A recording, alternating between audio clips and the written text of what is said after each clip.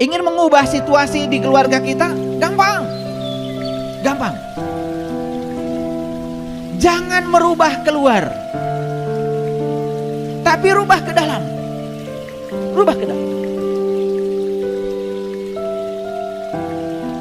Biasa marah-marah, stop marah-marah. Biasa usil, stop usil. Kalau ada piring berantakan, jangan marah-marah. Cuci. Karena marah-marah itu menghamburkan banyak energi, tapi piring tetap kotor. Ngerti maksud saya? Apa marah-marah tidak pakai energi? Marah-marah itu ternyata energinya lebih dahsyat, menguras pikiran dan tenaga kita daripada kita mengerjakannya dengan senang hati. Makanya saya di rumah, mohon maaf, saya ngasih teladan. Kalau di rumah itu berantakan, ya, karpet kotor, ya saya ambil vacuum cleaner dan saya sedot, selesai kan? Dan saya tidak pernah, ya silahkan tanya anak-anak saya ada di sini, istri saya ada di sini, tanya, apakah saya pernah ceramah? Siapa yang bikin kotor karpet ini? Enggak penting. Yang penting itu dia sedot. Coba, betul nggak? Kalau perubahan dimulai dari dalam, yang di luar ikutan kok. Ketika saya sedang nyedot karpet, anak saya pasti bilang, aduh masa sama ayah yang gitu aja. Udah ya, biar sama saya. Sudah mulai dari dalam.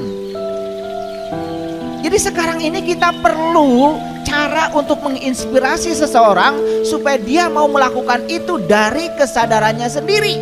Karena itu akan menimbulkan kehidupan. Belajar dari telur ayam. Telur ayam dipecahkan dari dalam oleh ayam, keluarlah anak ayam. Tapi telur ayam dipecahkan dari luar, dipaksa supaya pecah, cuma jadi dadar telur atau telur mata sapi. Betul apa tidak?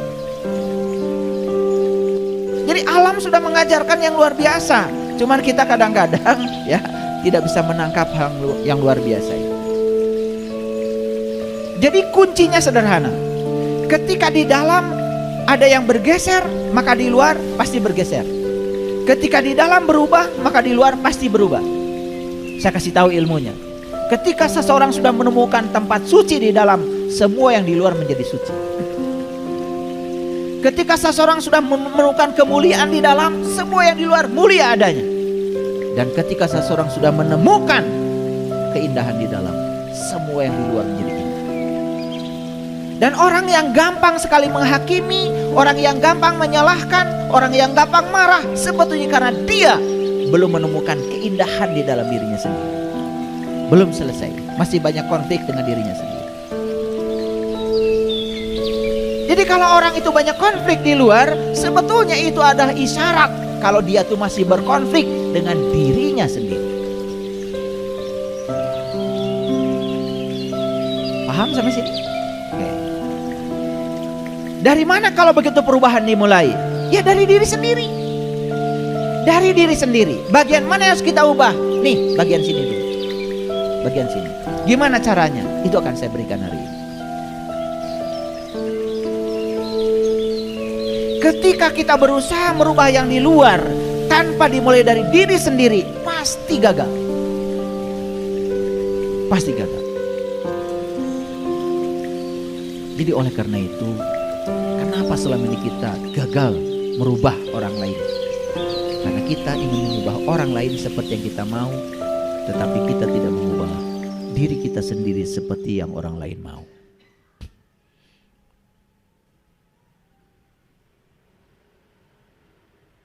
Ada salah satu peserta kemarin habis ikut pelatihan sholat khusyuk.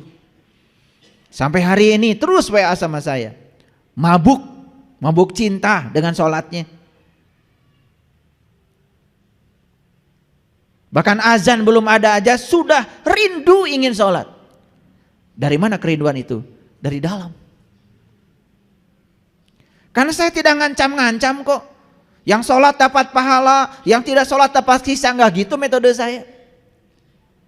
Saya ajarkan saja sama mereka bagaimana caranya supaya sholat itu ada rasa dan nikmat. Itu yang saya ajarkan. Begitu dia merasakan sholat itu nikmat, kebutuhan dari dirinya sendiri muncul tanpa syarat. Bahkan Puncak tertingginya apa? Dia sudah di level love, di level cinta. Kenapa Anda sholat? Saya cinta, saya rindu kepada Allah. Kenapa Anda rindu kepada Allah? Tidak mungkin kita bisa rindu tanpa pertemuan.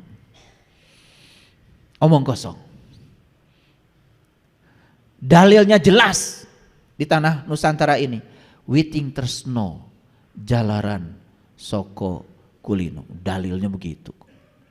Betul?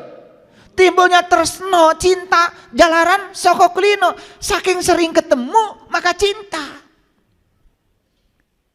Jadi para nabi, para rasul itu cintanya itu karena saking seringnya mereka itu bertemu. Maka di Quran surat An-Najm dikatakan walaqad ra'ahu nazlatan ukhra, dan bertemu dengannya itu bisa kapan saja. Bisa kapan saja. Dan Allah itu kapan saja bisa. Bahkan dia itu tidak pernah tidur, tidak pernah kantuk, terjaga. Pintu gapuranya selalu terbuka. Tahu pintu gapura? Pintu gapura. Apa? Gerbang. Itu. Ngasal aja kalau ngejawab. Karena setiap Agustusan banyak gapura gitu. Betul?